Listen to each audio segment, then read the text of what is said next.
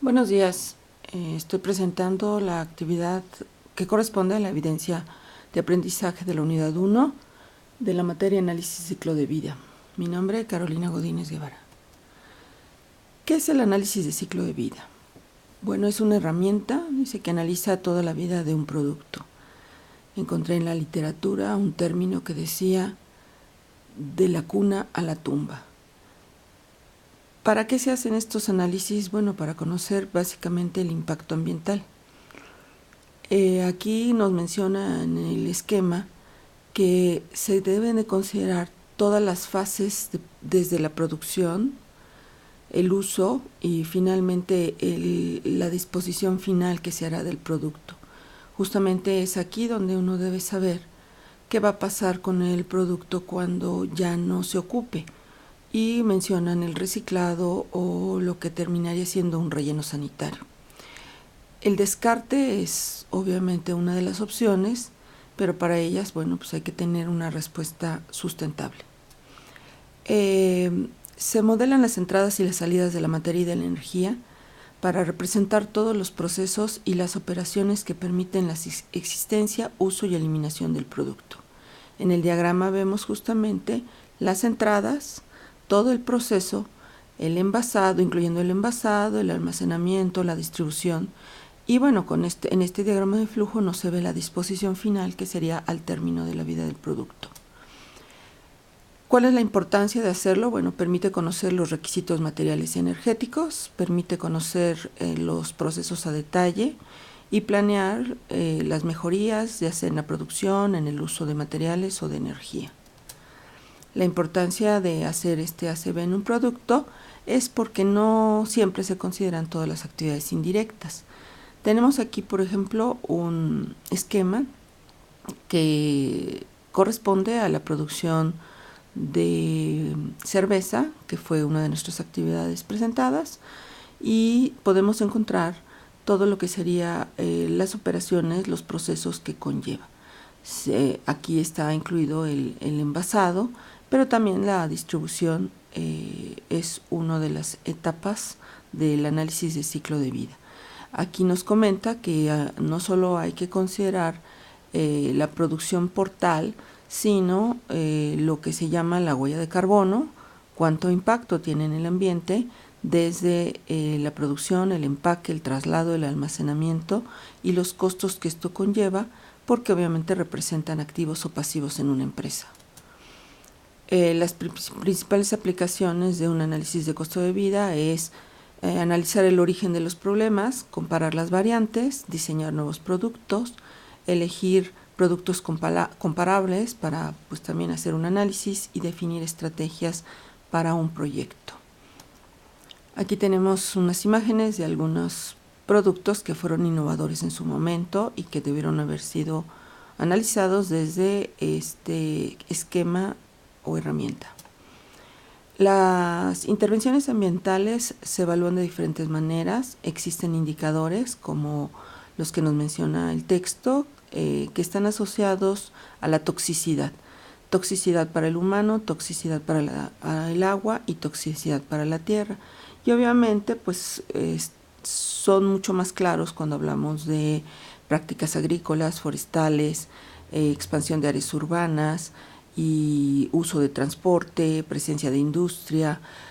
Aquí tenemos una imagen donde justamente se ve cuál es abiertamente uno de los impactos tóxicos tanto en el humano, en el aire, en el agua, en el suelo.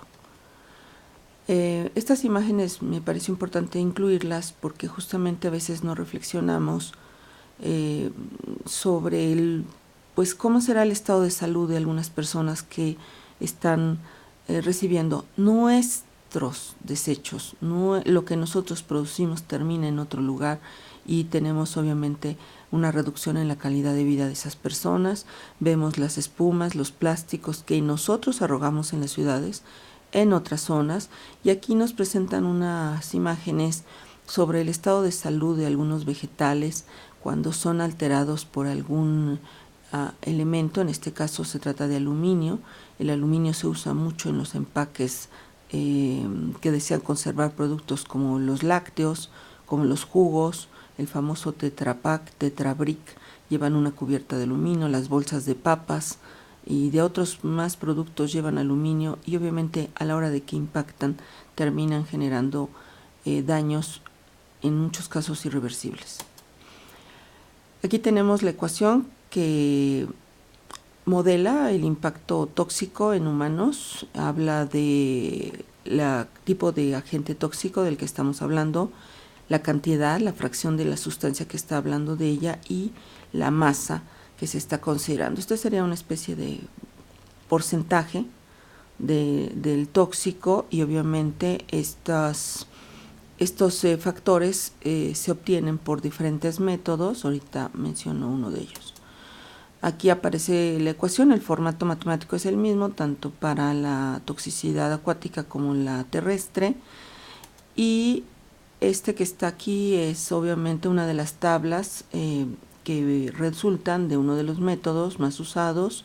Esta tabla la extraje del material de la asignatura y ya vienen obviamente presentados como números, como factores, los impactos que tendría, por ejemplo, el cromo a nivel de humano, a nivel de aire, a nivel de suelo y otros elementos que son muy reconocibles, como sería el caso del mercurio, 46 kilogramos equivalentes a plomo, 196 para el aire y 5.94 para la tierra. Una operación unitaria es cada una de las etapas por las cuales se lleva un proceso físico-químico. Obviamente se calcula, se puede identificar por que presentan las mismas series unitarias un proceso y obviamente aquí lo que se estudia son las transferencias y cambios de energía, así como los cambios de masa.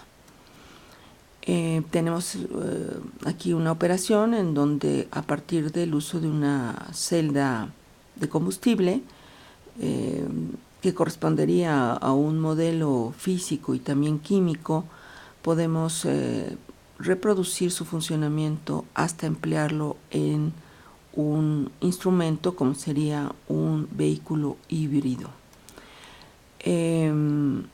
Obviamente hay que considerar muy importantemente lo que es la transferencia de masa, ya que esto provoca una diferencia en la concentración, y los procesos asociados a las transferencias de masa en operaciones unitarias son la destilación, absorción, extracción, adsorción e intercambio iónico. También tenemos transferencias de energía en donde se conduce energía por los medios conocidos, como sabemos, conducción, convección y radiación, y que se reflejan en una diferencia de temperatura. Uno que se usa mucho en la industria moderna es el intercambiador de calor. También tenemos el horno, el acumulador, un colector solar y un panel fotovoltaico. Se puede mezclar tanto la masa como la energía en una transferencia y entonces funcionan instrumentos como un evaporador, un condensador, un cristalizador y un secador. En el caso del movimiento, pues entendemos que debe haber una diferencia de velocidad y entonces tenemos efectos como la compresión, el bombeo, la filtración, fluidización, sedimentación, flotación y centrifugación. ¿Qué es el balance de materia y energía? Bueno, pues sabemos desde la época de Lavoisier que analizar un proceso conlleva un análisis de la masa que se transforma y la energía que se agrega o que se distribuye al medio. También es importante para la termodinámica moderna considerar la entropía y obviamente en cualquier proceso donde haya gradientes, haya cambios en la masa y en la energía, obviamente debe de existir un balance. Se usa para representarlo un diagrama de entradas y salidas y debe de contener datos medidos y verificar que la cadena de operaciones se cumple, es decir, un dato final de un proceso es el dato inicial de la siguiente etapa. Aquí incluí yo una sola de las operaciones que teníamos en la actividad anterior de cerveza, que es de la molienda. Tenemos una masa entrante y esperamos que de la trituración salga lo mismo. aunque siempre queda en los molinos un poco de remanente. Consideramos la entrada y la salida igual en el balance, y esta materia se considera la etapa inicial del macerado, a la cual se le agrega el agua, que ya sabíamos que el agua es para efectuar un proceso en el almidón, y obviamente se considera agua caliente, agua que va a generar un primer mosto y un vapor de agua. Tenemos obviamente como balance de masa la salida de este proceso de macerado, otro equilibrio, otro balance en cero.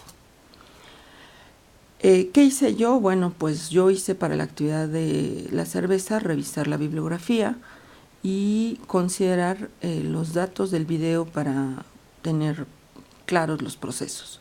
Obviamente al revisar estos datos, pues tuve que ir armando el diagrama de flujo que presenté y que me permitía identificar operaciones unitarias que, como se dio en instrucción, no deberían de considerarse ya las salidas de empacado, distribución, traslado, etc. Tuve obviamente que conseguir información bibliográfica porque, bueno, había yo visto en otra materia los balances de masa, pero obviamente en el caso casero pareciera que se salta uno cosas y sin embargo ahí están todos los datos. Me sirvió revisar el trabajo de los compañeros porque me daba cuenta que pues no andaba yo tan perdida, y pues estoy esperando las correcciones del profesor para entender cómo debía yo de extraer datos para el balance de energía, que desde mi punto de vista pues no contiene mucha información y por tanto mi análisis es pobre.